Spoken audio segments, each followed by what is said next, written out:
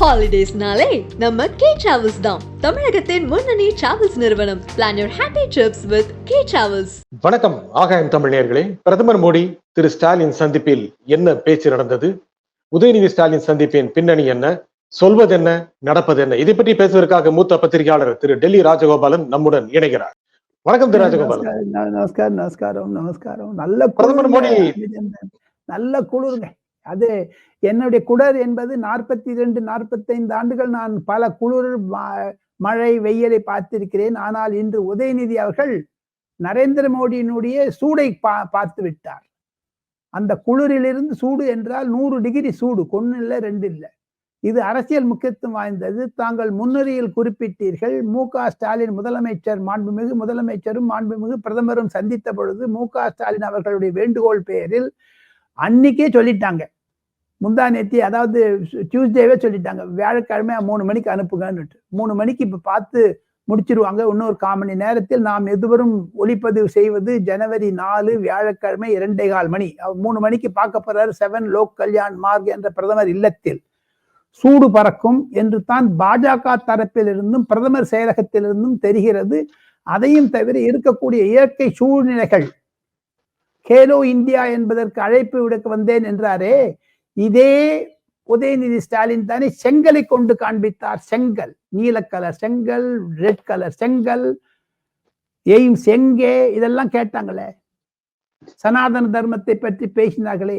ஏன் பிரதமர் அப்பாயின்மெண்ட் தர வேண்டும் என்று சில பாஜக, அதிமுக, திமுக உறுப்பினர்களே கேட்கிறார்கள். எது இருப்பினும் அது ஒரு குழப்பத்தை உண்டாக்குமா அல்லது அரசியல் தெளிவை உண்டாக்குமா என்பதுதான் தெரியும். ஆக மொத்தம் இந்தி கூட்டணியில் இருக்கக்கூடிய கருத்து வேறுபாடுகள், பாஜகவில் இருக்கக்கூடிய ஒரு நிதர்சன நிலை, இதையும் ஒப்பிட்டு பார்த்தால், எதிர்வினை புறவினை என்று ஒப்பிட்டு பார்த்தால், உதயநிதி ஸ்டாலினுடைய பிரதமர் சந்திப்பு என்பது தமிழக அரசியலில் ஒரு புது திருப்பத்தை கொடுக்கும். திரு ஸ்டாலினும் திரு மோடியும் சந்திச்சாங்க. அதுல சில பேச்சுவார்த்தை நடந்ததா செய்திகள் கசிஞ்சது. என்ன பேசியிருப்பாங்க? சாதாரணமாக வரவேற்று வந்ததுக்கு நன்றி எவ்வளவுதான் இருக்குமா, இல்ல வேறு வழக்குகள் அல்லது சிறையில் இருக்கும் அமைச்சர் இது தொடர்பா ஏதாவது இருக்குமா? அதான் இருக்கும். செகண்ட், நீங்க சொன்ன செகண்ட் பார்ட் தான் இருக்கும் நிஜந்தன். என்ன, ஒரு அரசியல்வாதி இன்னொரு அரசியல்வாதியும் பேசும் பொழுது, இன்னைக்கு என்ன உங்க வீட்டுல கறி பண்ணாங்க, என்ன ரசம் வச்சாங்களா, சாம்பார் வச்சாங்களான்னு பேச மாட்டாங்க. என்னுடைய தட்டில் இவ்வளவு இருக்கிறது, தங்களுடைய தட்டில் அவ்வளவு இருக்கிறது எல்லாம் பேச மாட்டாங்க. என்ன காப்பாத்துறாப்பான்னு தான் சொல்லுவோம். எந்த அரசியல்வாதியாக இருந்தாலும் ஒரு இயல்பாக இன்னலில் மாற்றி கொண்டு தவிக்கும் ஒருவர் பிரதமரை, அரசியல் இருப்பவரை பார்த்தார், அரசாங்கத்தில் இருப்பவரை பார்த்தால் என்னை தப்பிக்க விடு எடுத்தான். அதற்கு பின்னணியில் ஒரே ஒரு நிமிடம் நாம் தடம் புரண்டு வேறு விதத்திற்கு சென்று வேறு விஷயத்தை குறிப்பிட்டு இதே விடயத்துக்கு நான் வந்து விடுகிறேன். சொல்லுங்க. மாண்புமிகு பழனிவேல் தியாகராஜன் சொன்னாரே, மகன் மருமகன், அது பற்றி கூட இது பேசியிருப்பாங்க. அந்த ஆடியோ டேப்ல 30,000 கோடி இடி அதெல்லாம் சம்திங் இஸ் ப்ரூயிங் அப் இன் டெல்லி. நிஜந்தன், நீங்க மக்களுக்கு தெளிவா புரியணும். என்ன மாட்டி விட்டுறாங்க, என்ன மாட்டி விட்டுறாங்க, தயவுசெய்து விட்டு. இல்ல நீங்க என்ன சொல்ல வந்தீங்க மட்டும் சொல்லிடுறேன். சொல்லியாச்சு ஒரு தடவை. நான் ஆல் இண்டியா ரேடியோவை திருப்பி சொல்றது விட்டுருங்க. சரி, பழைய தியாகராஜன் சொன்ன விஷயங்கள் குறித்தும் பேச்சு இருக்கலாம் அப்படின்னு சொல்றீங்க. நீங்களே சொல்லிட்டீங்க. அது பேச்சு அவர் பேசியது அல்ல. சரி, நீங்க வாயில வர வச்சிட்டீங்க. நீங்க சொல்லி வாயில வர வச்சிட்டீங்களே. நீங்க ஒரு பெரிய பத்திரிகையாளர், இன்னொரு பத்திரிகையாளர் டுபாகூர் பண்ணி விட்டீங்க. நீங்க 30,000 கோடி பற்றி என்போர்ஸ்மெண்ட் டைரக்டரேட்டிற்கு வர வேண்டும், மணல் கொள்ளைகள் என்றெல்லாம் இருக்கிறது.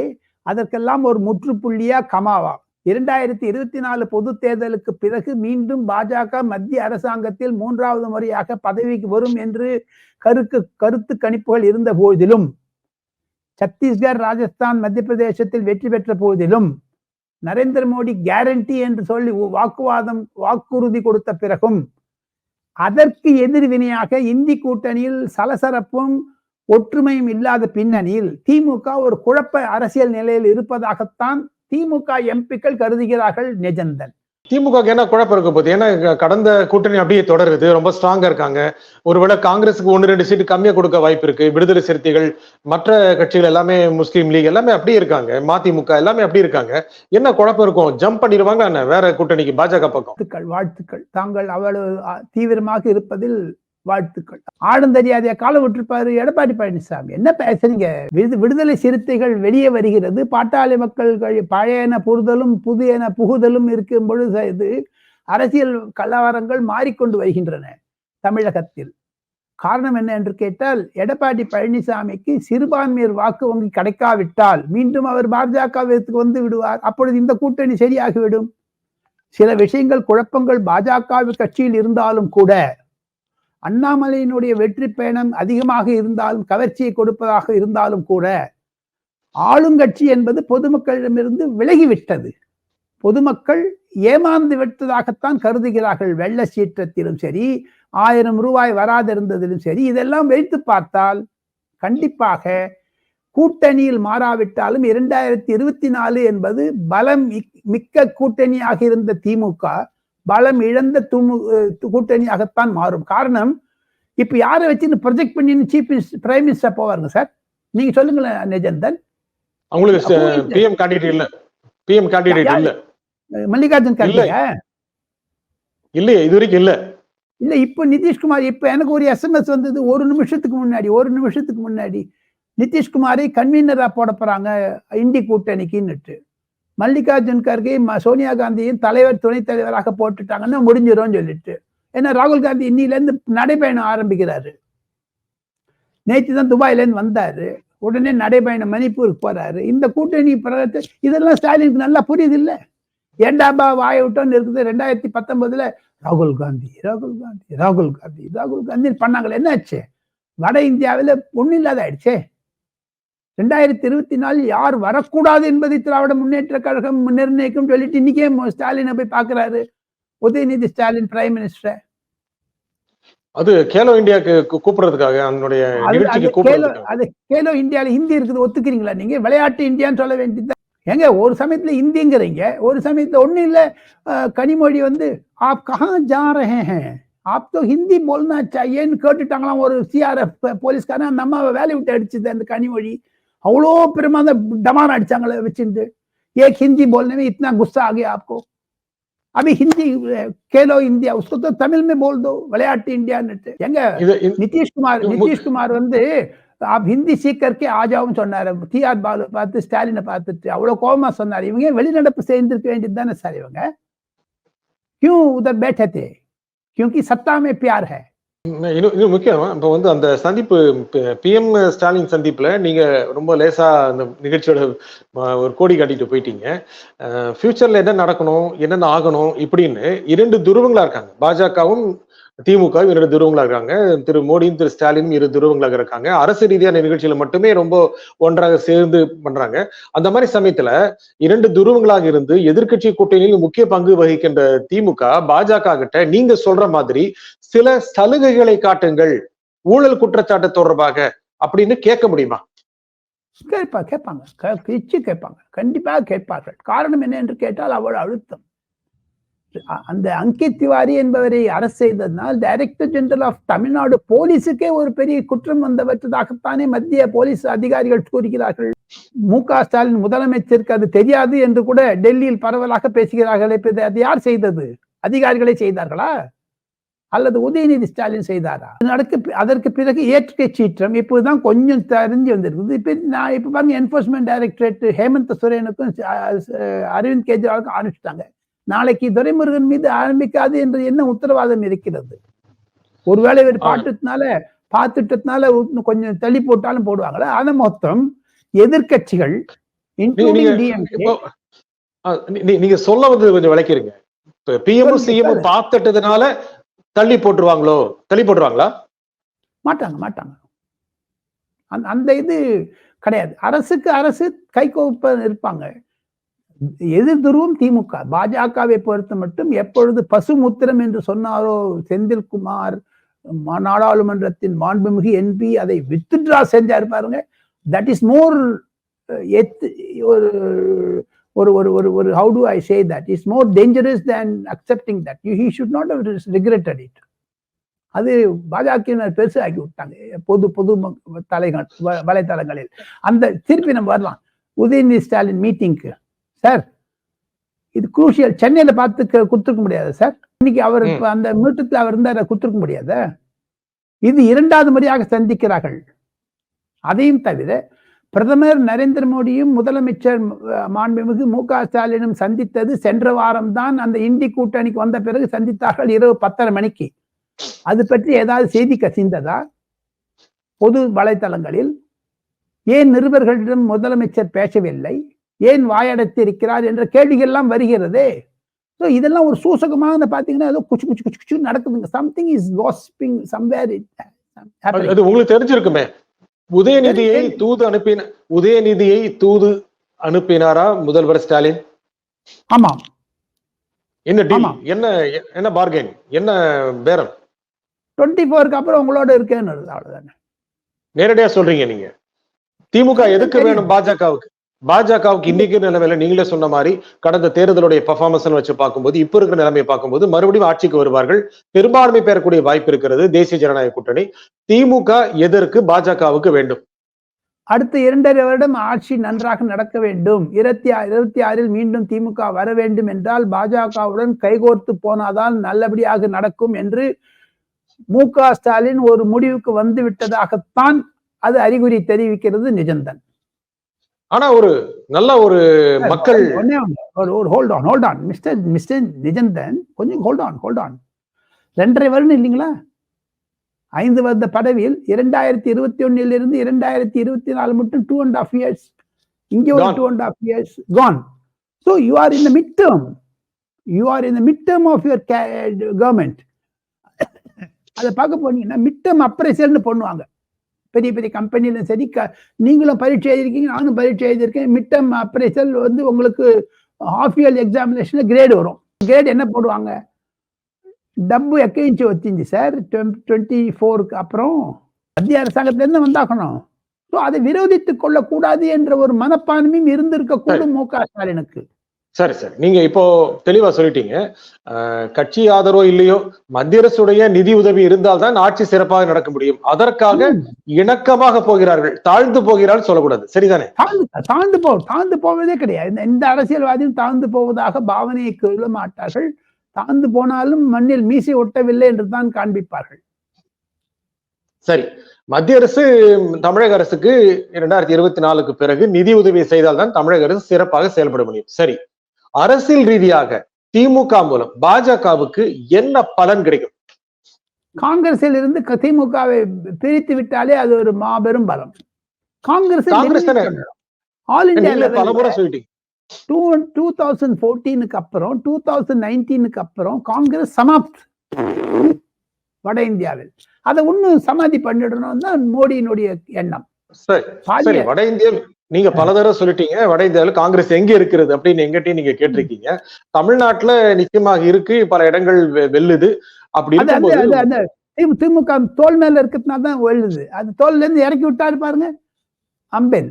அந்த காங்கிரஸை திமுக இறக்கி விடங்கிறதுக்காகவா ஸ்டாலினும் மோடியும் இப்படி எல்லாம் பேசிட்டு இருப்பாங்க?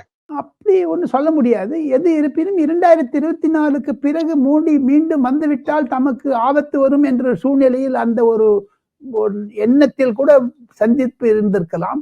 2024க்கு பிறகு எப்படி அதிமுக 2022-23 சின்ன பின்னம் ஆகியதோ 2024க்கு பிறகு திமுக ஆகக்கூடாது என்று இருக்கலாம்.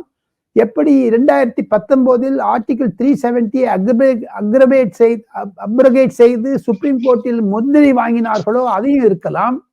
அதே மாதிரி தமிழகத்தில் தனிப்பிரிவு மகாநாடு, தனிப்பிரிவு நாடு, தனி நாடு என்றெல்லாம் யார் கேட்டாலும், இன்க்ளூடிங் ஏ ராஜாவா இருந்தாலும் சரி, அது கே.என். நேருவாக இருந்தாலும் சரி, ஏவா வேலுவாக இருந்தாலும் சரி, அவர்கள் மீது சட்டம் பாயும்.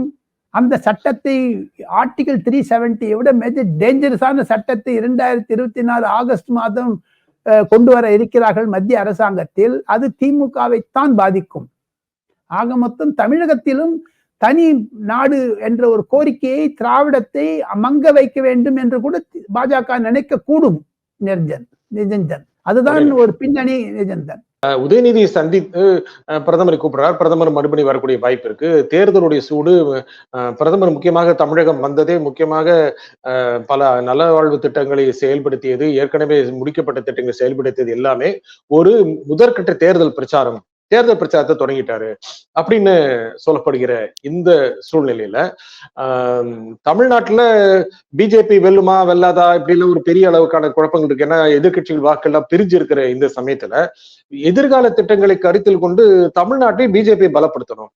இதுக்கு திமுக ஏதோ ஒரு வகையில உதவி செய்யணும் அல்லது இணக்கமா இருக்கணும் அப்படிங்கிற ஒரு ரூட்ல பிஜேபி மோடி போறாங்க. அதுதானே 2022 ஜூலை மாதம் பாரதிய ஜனதா கட்சியினுடைய தேசிய பொதுக்குழு ஹைதராபாத்தில் நடந்த போது லுக் சவுத் பாலிசி என்றார்கள்.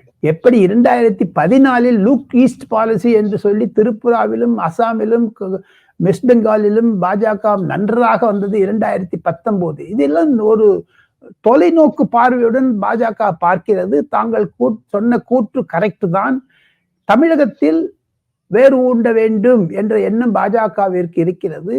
இன்று முதல் நான் பார்த்தமே ஆனால் 6% 7% என்பது 12%, 15% விஜயகாந்த் ஓட்டு வங்கி கூட, பாமக ஓட்டு வங்கி கூட, சிறுபான்மையர் ஓட்டு வங்கி கூட, சீமானுடைய ஓட்டு வங்கி கூட பாஜக வரக்கூடும் என்பதுதான் அண்ணாமலையுடைய நடைபயணம் நிர்ணயித்திருப்பதாகத்தான் மத்திய பாஜக கருதுகிறது. நிஜந்தன் சரி, இன்னைக்கு இருக்கிற இந்த சூழ்நிலையை பொறுத்த வரைக்கும் இந்த சந்திப்புகள், திரு ஸ்டாலின் திரு மோடி சந்திப்பு, உதயநிதி திரு மோடி சந்திப்பு, இதெல்லாம் பார்க்கும் பொழுது மெதுவாக செந்தில் பாலாஜி வெளியே வந்து விடலாம்.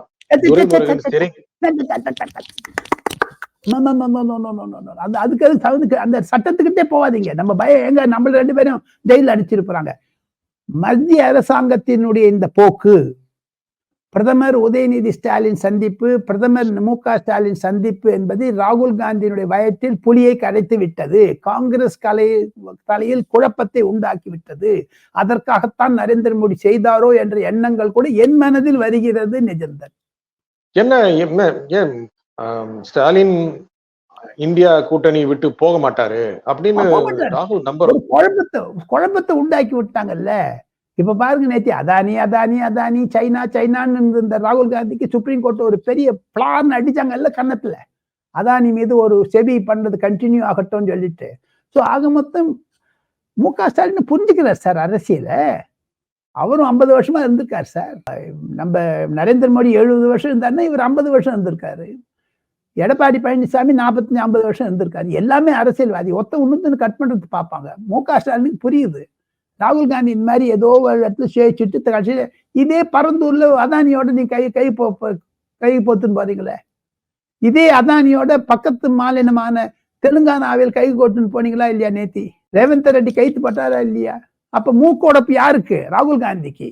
சோ பல முறை பாஜகவினுடைய ஒரே ஒரு எண்ணம் திமுக காங்கிரஸ் உறவை பழுதுபடுத்த வேண்டும், கட் பண்ண வேண்டும். பண்ணி ஸ்ட்ராட்டஜிக்கா பண்ணின்னு வராங்க. பொதுவா ஒவ்வொன்னா உறவை குறைக்க வேண்டும். அதுக்கு திமுக சில எதிர்பார்ப்பு வைக்கும்ல, ஐயா இனிமேல் என்னுடைய முன்னாள் அமைச்சர்கள்லாம் கைது செய்யாதீங்க, அல்லது இருக்கின்ற பல குற்றச்சாட்டுகள் எல்லாம் கொஞ்சம் கைவிடுங்க, அட்லீஸ்ட் மெதுவா போங்க, ஸ்லோ டவுன் பண்ணுங்க, இப்படின்னு வைக்க மாட்டாங்களா சார்? வைப்பாங்க சார், நிச்சயம் வைப்பாங்க சார். அது வைக்கிறதுக்கான அறிகுறிகள் நிஜந்தன். பிரதமர் நரேந்திர மோடி 2ஆம் தேதி ஜனவரி மாதம் திருச்சிக்கு வருவதற்கு முதல் நாள் ஏன் பிரதமருடைய செயலகத்தின் அழுத்தமா, சுப்ரீம் கோர்ட்டினுடைய அழுத்தமா, ஏன் முதலமைச்சரும் ஆளுநரும் சந்திக்க வேண்டும்? அதையும் தவிர ஆளுநர் அவர்கள் நாளையோ மறுநாளோ அல்லது அடுத்த வாரமோ சில குறைகளை எல்லாம் நிவர்த்தி செய்து கொண்டு அதிமுக மீது இருக்கக்கூடிய கேஸ்களையும் எஸ்ன்னு சொல்லி விட்டுட்டாருன்னா that's a major victory for Stalin and BJP. இது எப்படி non-political. ஐயா விளக்கணும். நீங்க major victory for Stalin and பிஜேபிங்கிறீங்க. ஸ்டாலினுக்கு மேஜர் விக்டரி, பிஜேபிக்கு இவனுங்க வந்து கொஞ்சம் கொஞ்சமா காங்கிரஸ்ல இருந்து உடச்சி விட்டாங்க. மத்திய அரசாங்கம், பாஜக அரசாங்கம் திமுக சொல்லுவதை கேட்கிறது. அது சைலன்ஸ் ஆனது ஆர்.என். ரவி. வெற்றி பெற்றது மு.க. ஸ்டாலின். அதிமுக 2 அமைச்சருக்கு சாங்ஷன் ஃபார் ப்ராசிக்யூஷன் கொடுத்துட்டாருன்னு வச்சுக்கோங்க. BJP also helps in that process இல்லையா? எடப்பாடி பழனிசாமிக்கு ஒரு செக் வைக்கிற மாதிரி இருக்கு இல்லையா? இதெல்லாம் பேசிட்டு இருக்காங்க மெரிய இடத்துல. எனக்கு தெரியுது கொஞ்சம் கொஞ்சமா அங்கங்கெல்லாம் காதுல விழுது கொஞ்சம் கொஞ்சமா. என்ன குறையாதுங்க நிஜந்தன், எனக்கு கோவம் வருதுங்க நிஜந்தன். எனக்கு வயசு 72ங்க. விட்டுருங்க என்ன, தயவுசெய்து விட்டுருங்க என்ன. இல்ல, எனக்கு அரசியல் தான் கேட்கறேன். நான் உங்ககிட்ட உள்ள இருக்கிற நானும் அரசியல் தான் சொல்றேன். அரசியல் என்ன கேட்கறேன்னா, பாஜக வெற்றி நீங்க சொல்றீங்க, திமுக வெற்றி பெறலாம் தன்னுடைய கோரிக்கைகள்ல அப்படின்னு, அதுக்கு லீடு கொடுக்குமா, அலோவ் பண்ணுமா, அதுக்கு அனுமதி கொடுக்குமா, அதுக்கான ஒரு ஸ்பேஸ் கொடுக்குமா BJP? Sir, first of all governor and chief minister meeting point வந்ததே ஒரு பெரிய விக்டரி ஃபார் ஸ்டாலின் தானே சார். ஏன்னா most of the bills will be returned signed by the governor இல்லைங்களா சார். ஒரு இட் broken தி ஐஸ் இல்லைங்களா நிஜந்தன். நாம் இருவரும் பேசிக் கொண்டிருப்பது ஒரு சூடான அரசியல் விவாதம். இதை பொதுமக்கள் நன்றாக புரிந்து கொள்வார்கள். நிஜந்தன் கேள்வி கேட்பதும் ராஜகோபால் பதில் சொல்லுவதும் இது டெல்லி நிலைமை. தாங்கள் தமிழகத்தில் இருந்து கேட்பதற்கு டெல்லி நிலைமை நான் சொல்லி. தமிழகத்தில் பார்க்கக்கூடிய ஆகாயம் நேயர்கள் திருச்சியில் இருந்தாலும் சரி, திருநெல்வேலி இருந்தாலும் சரி, ஆஸ்திரேலியாவில் இருந்தாலும் சரி, அமெரிக்காவில் இருந்தாலும் சரி, ஒரு புரிதலை உண்டாக்கும் அல்லவா? நிச்சயமா. நீங்க ரெண்டு point, we may go wrong on certain aspects, but we have articulated the subject. Nijanthan, ஆகாயம் நேயர்களுடைய, நிஜந்தனுடைய தலைமையில் இயங்கும் ஆகாயம் நேயர்கள் இருட்டடிப்பை விரும்ப மாட்டார்கள் என்பது தெரியுதா இல்லையா? சொல்லுங்களேன். இந்த நிறுவனத்துல நான் பணிபுரிகிறேன், தலைவர்ல நான் தெளிவுபடுத்திடுறேன். நெறியாளர். So therefore, policy of ஆகாயம் is not to black out certain things இல்லீங்களா? ஆமா. நாங்க மக்களுக்கு உண்மையில போய் சேர்க்கணும். ஏன்னா இது ஏன்னா ஐயா ஒரு நிமிஷம், நீ வந்து ஸ்டாலின் மோடி சந்திப்பு கொஞ்ச நேரம் நடந்தாலும் அதுல என்ன, உதயநிதி சந்திப்பு, இது நடந்த, இதுக்கு பின்னால் இருக்கிற பூதாகரமான அரசியல் நீங்க டெல்லியில இருந்து முன்வைக்கிறீங்க. அதுல நீங்க வந்து அரசாங்கம் ரீதி நடந்தது என்ன, அரசியல் ரீதி நடந்தது என்ன தொடர்ந்து வந்துட்டு, இறுதியில 24க்கு அப்புறம் என்ன விதமா பொலிட்டிக்கல் கிளைமேட் மாறும் அப்படிங்கிறதுக்கான அறிகுறிகளை மக்களுக்கு கொடுத்திருக்கீங்க. You explained it very well. Yes, absolutely correct. விஷயத்தில் பார்த்தால், ஒட்டுமொத்தமாக பார்த்தால் இதில் வெற்றி நரேந்திர மோடிக்கு, வெற்றி ஸ்டாலினுக்கு. சரி, நீங்க சொல்ற கடைசியா ஒரு முக்கியமான பாயிண்ட் என்னன்னா, நீங்க சொல்றது மக்கள் அப்படியே நீங்க சொல்றத வந்து முழுக்க முழுக்க ஒரு கிரெடிபிளான டெல்லி வாய்ஸ் எடுத்துக்கிட்டாங்கன்னா, திமுக காங்கிரஸ் கூட்டணி மீது தமிழ்நாடு மக்கள் நம்பிக்கை இழந்து விடுவார்களா இல்லையா? இழந்து விட்டார்கள். இப்ப சந்தேகம் வந்துருச்சே. இப்ப KS அழகிரிட்டு போய் மைக் பிடிச்சு கேளுங்க, அவர் ஏதாவது சொல்லுவாரு. உதயநிதி ஸ்டாலின் ஏன் சந்தித்து, அது அரசாங்க ரீதியாக இருந்தாலும் சரி அழுதுட்டே சொல்லுவார். எப்ப பார்த்தாலும் தேர்தல் அழகிரிக்கு அழுக வந்துடும். இப்போ அடுத்த 2 மாசத்துல முக்கியமா நீங்க தொடர்ந்து எங்களுக்கு கொடுத்த பேட்டிகள்ல கொடுத்தது என்னன்னா, புத்தாண்டு பரிசு, பொங்கல் பரிசு துரைமுருகன் அப்படின்னு, இது ஒத்தி போக வாய்ப்பு இருக்கா? கடை ஒன்னும் ஒத்திப்போ, அது வேற இசை வேறங்க. அரசியல் திமுக லாபம் நஷ்டமா இருக்கும்ல. அரசியல் என்பது மாண்புமிகு முதலமைச்சராக இருக்கிற எதிர்கட்சி தலைவராக இருந்த MK ஸ்டாலின் கூறிய ஒரு பொன்னான வார்த்தைகள் தான் என் மனதில் வருகின்றன. அரசியல் செய்யாமல் அவியலா செய்வார்கள் என்று. இப்ப அவியல் செய்வாங்க. Why I speak both the sides? இதனால உங்களுக்கு ஒரு கிளாரிட்டி வரணும் நிஜந்தன். டெல்லியில் நடப்பது 40 அல்லது 360 டிகிரியில இருக்கிறது நான் தெரிந்து கொண்டு புரிந்து கொண்டு பேசுகிறேன். சில வற்றைகள் ஆதாரத்துடன் நான் பேச முடியும். ஆக மொத்தம் தமிழக அரசியலில் ஒரு புது திருப்பம் வரும் தான். உதயநிதி ஸ்டாலினுக்கு ஏன் பிரைம் மினிஸ்டர் டைம் கொடுத்தாரு, அதை சொல்லுங்களேன் சார். அதை சொல்லுங்க, நீங்க சொல்லுங்க. ஏன் பிரைம் மினிஸ்டர் டைம் கொடுத்தாரு, எது கொடுக்கணும்? குழப்பத்தை உருவாக்க, காங்கிரஸ் திமுக குழப்பத்தை உருவாக்க. இதனால காங்கிரஸ் கேடர் எவ்வளவு பேர் வந்திருப்பாங்க தெரியுமா? நாளைக்கு எப்படி திமுக வந்து MK ஸ்டாலின் வந்து பிரைம் மினிஸ்டர் அட்டாக் பண்ண சொல்லுங்க பாப்போம். கருப்பு பலூன் விட்டாங்களே, இனிமேல் விட மாட்டாங்களோ? விட்டான்னு பாத்துக்கலாம், ஒரு கை பாத்துக்கலாம். 3வது தடவை வந்து கருப்பு பலூன் எங்க விடுவாங்க? பாராளுமன்றத்தில் ஒழிக ஒழிக ஒழிக என்று சட்டம் போட்ட திமுக இப்பொழுது வாழ்க வாழ்க என்றது ஏன்?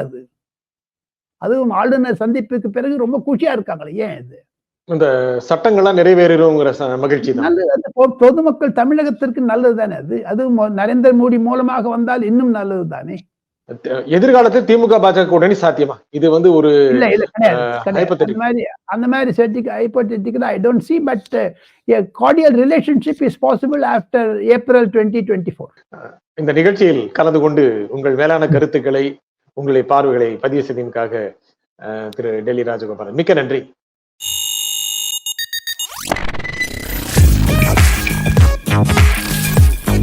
ஹாலிடேஸ்னாலே நம்ம கே டிராவல்ஸ் தான். தமிழகத்தின் முன்னணி டிராவல்ஸ் நிறுவனம். Plan your happy trips with K Travels.